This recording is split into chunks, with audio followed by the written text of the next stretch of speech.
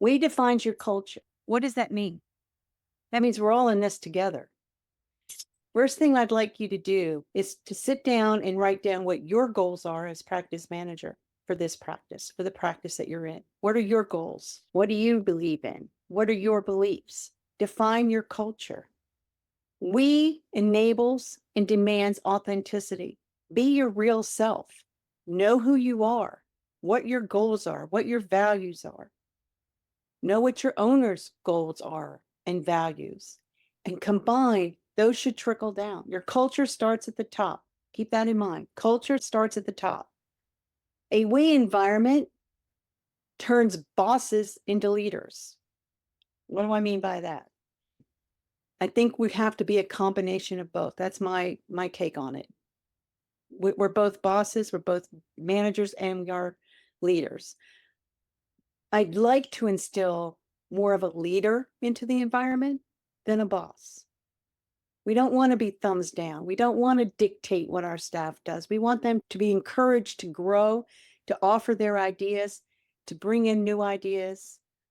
Or at least we should want that. And again, I'm using we. We environment promotes creativity and innovation. It should never, ever create fear and insecurity. That's the boss thing. That's the thumbs down, hard-nosed manager. We don't want that in our practices. We want our teams to thrive. We want them to grow. Before we go on, I'm going to tell you a little story. I just got back from Europe. I spent 23 plus days traveling around London, Edinburgh, and Paris. The culture that I saw at the first hotel we were in London, which we were in the entire 10 days we were there, was magnificent. I wish I could have bottled it and brought it home. We finally get out of the airplane. We finally get through customs. We get out of the cab. And before I unload this stuff, I said, let me make sure I'm at the right place. So I walk in, I show them the reservation. They go, oh, welcome, blah, blah, blah. Is your luggage outside? Before I knew it, they were unloading the cab, bringing everything in, taking it up to a room while I'm still checking in. I didn't ask for any of that service. As the week went on, or the 2 weeks went on, week and a half, they knew us by name. We asked for help. They were there to give it to us. They taught us about this city map thing that we could put on our phones, which helped us with the buses, the tube, the trains, the transportation. If we asked about where we should go or what should we do, they were right there with all kinds of information and tips on how to do it. The most important part of this culture is this one man was always there.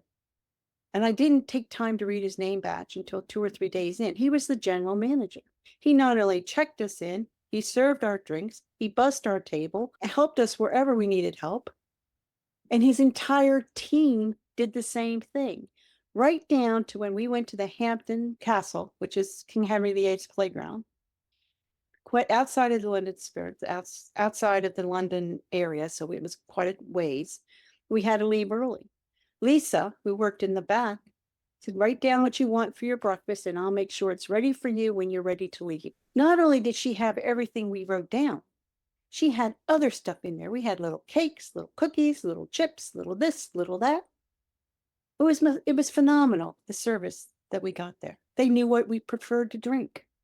We're having Tanqueray and tonic tonight, Mrs. Slepetsky, or would you like something different? I use my married name traveling. I don't use it often.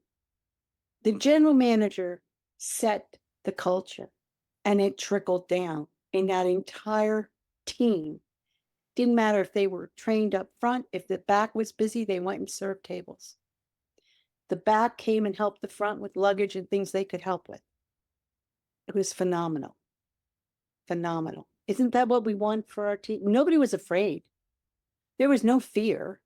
Nobody even questioned what they were doing. It was just phenomenal. I wish I could have brought it home with me.